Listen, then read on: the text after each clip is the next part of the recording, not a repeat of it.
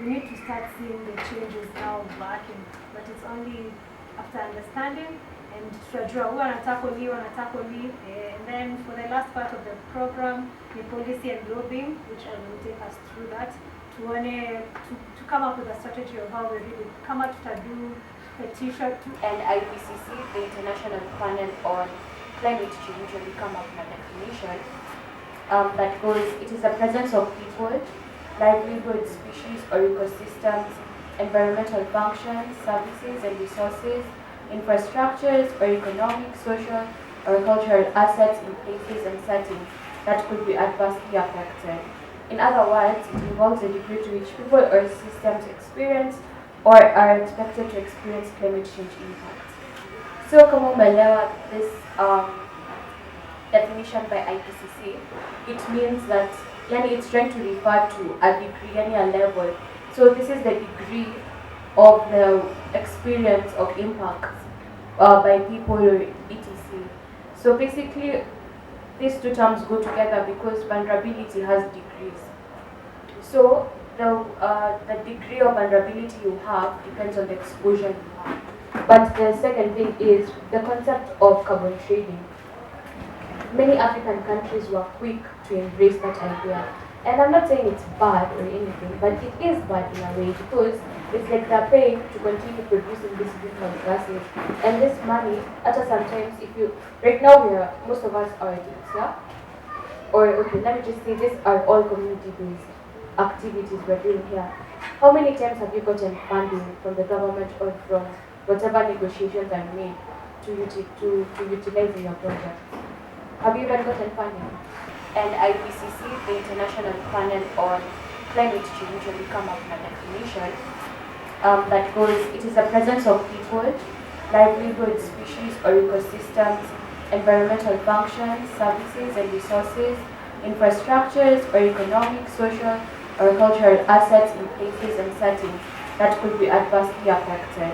In other words, it involves the degree to which people or systems experience or are expected to experience climate change impact. So, kama umeelewa this definition by IPCC, it means that it's trying to refer to a degree, a level. So this is the degree of the experience of impact by people or etc. So basically, these two terms go together because vulnerability has degrees. So the degree of vulnerability you have depends on the exposure you have. Yeah. Alafu kuna adaptive capacity. So in term ingine, it is the ability of systems, institutions, humans, and other organisms to adjust to potential damage, to take advantage of opportunities, or to respond to consequences. It refers to the ability of social systems to adjust or better respond to the risks associated with climate change and learn lessons and adjust after disaster or shock. So we'll talk about, let me start with the social adaptation. So, let me just read what we have here. So when you talk about social adaptation or the behavioral of educational information, this can talk about hazard and vulnerability mapping. Mapping sana. Before najua mapping ni nini? Ama who can explain mapping?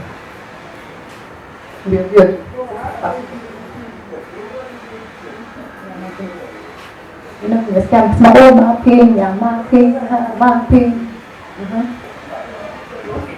You can say.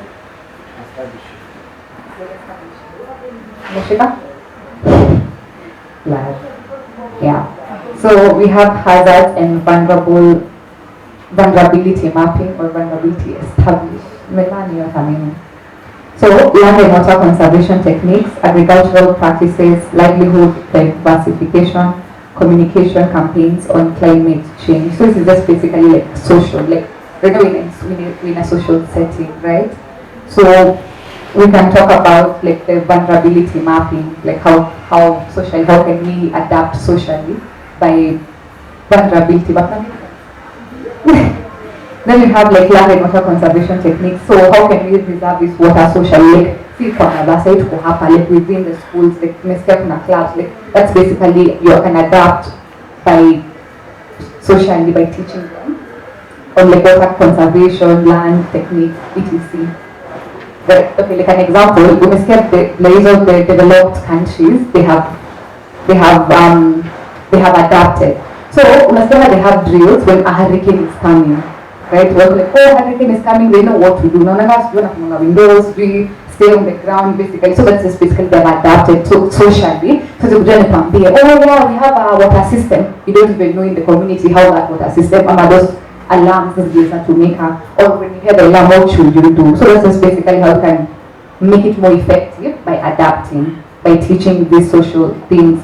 Then we have the institutional development. This one goes back to the government institutions. Any institution, we talk about any NGO, LiveGreat Foundation itself. We have it's an institution adaptation, and we're adapting. Like how can LiveGreat Foundation teach the community or implement the policies they have with your planning?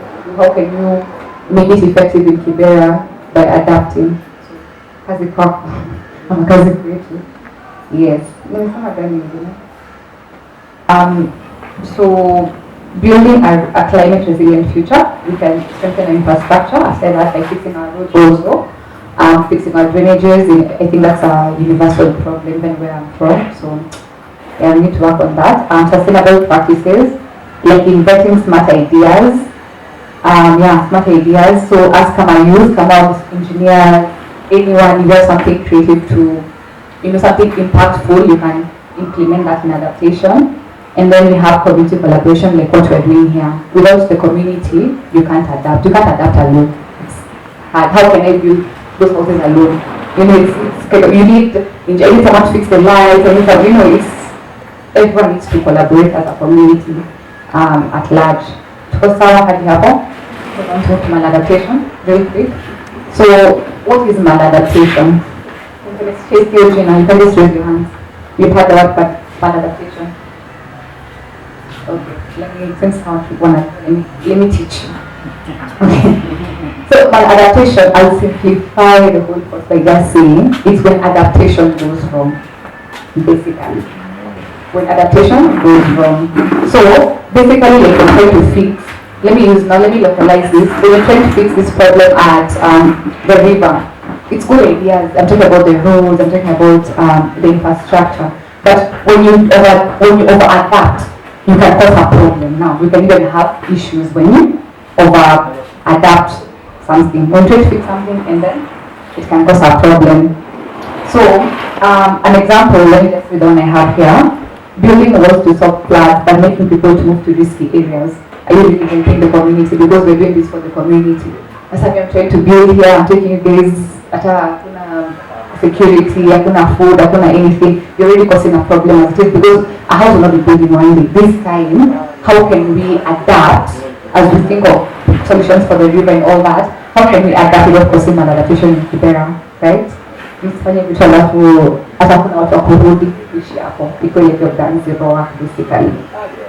Yeah, so we can even talk about like cutting trees to farm, which hurts the soil and animals. It's good to cut trees because we need trees again, but now when you overcut, now you're causing a maladaptation, right? Because we're here about the trees because we've been talking about deforestation.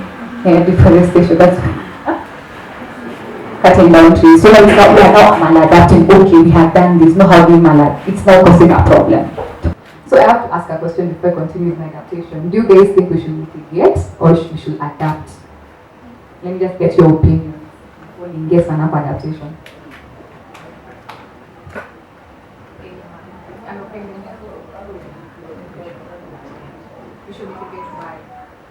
Because the reason why I don't go with adaptation. Then adaptation is a process that we just need to indicate as we mitigate. See? Because mitigation is more solution, while adaptation is more living. You see? So for me, mitigation is like something you are doing for 100 years to come. It will still be effective. But adaptation might change. because we don't know, we have not any health research that shows it. First question is, let's pick an adaptation solution for Kibera. What do you think would be the best one? Yenye wase watafanya hiyo solution yao, itapatia wase jobs. Now when we're talking about jobs, we're talking about 100,000 positions, 100,000 K, because for the government to be able, or just even a donor, to come and fund us, niliona some criteria. We apply many fundings, but unaona sasa zile mnamba oya, nyinyi ndio mliapply, jeni mchoose mwenye ako most impactful. You see the top 6 wanaandika impact rate itakuwa wanna touch a whole county, a whole of Kibera. So if we can change Kibera, which is a Kijiji, then tunasema ikikuwa successful, tunaduplicate in Mathare, in the other slums. So we need to find a solution that's going to be very, very impactful and work quickly and effectively. So we just finished our capacity building workshop here in Kibera. It was an amazing session. We did 9 o'clock to 4 p.m. It was a very intense session on just learning about climate literacy. We had the opportunity to replicate a GCA program that we learned in October, November about climate literacy, and we also learned about the National Climate Act's action plan. So we disseminated all this information to very active leaders in Kibera. We had many organizations represented, some that are doing amazing things here in Kibera, but now we want to do things differently come to 2025. Want to approach this waste problem from an adaptive perspective. We want to build recycling centers. This is some of the conversations we had towards the end. People want to do great things for the community, and it was an honor to also learn from the other leaders who came to play, who came to represent their teams. Yeah, a big thank you to some of the community members that came here. Big thank you to Memo Reverse Hub for letting us use the space, and all those other people that I've not mentioned. It was a great pleasure to interact and to share knowledge. Hi everyone, my name is Michelle Paris, Midibot Standard. I'm the founder and executive director at Standard Foundation.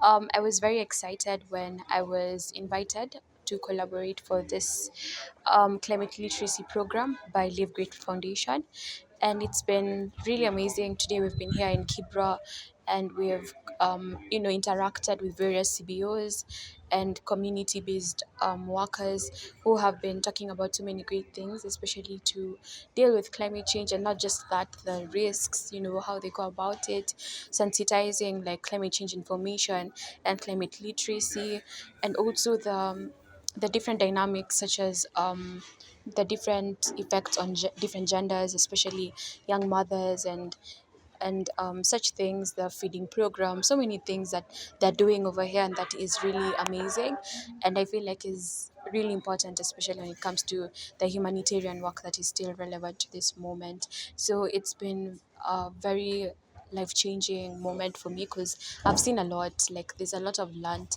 that I think I'll take into consideration moving forward, and it's also been motivational to see people working so hard to do stuff for their community. So I must say, as much as I came here today to train, as with regards to the GCA toolkit on climate adaptation, as much as I came here to train, I also learnt a lot, and I'm very grateful for that opportunity. So yeah, thank you, LiveGreat Foundation, for this invitation. Hi everyone, my name is Krista Omboy and I'm here for the LiveGreat Foundation.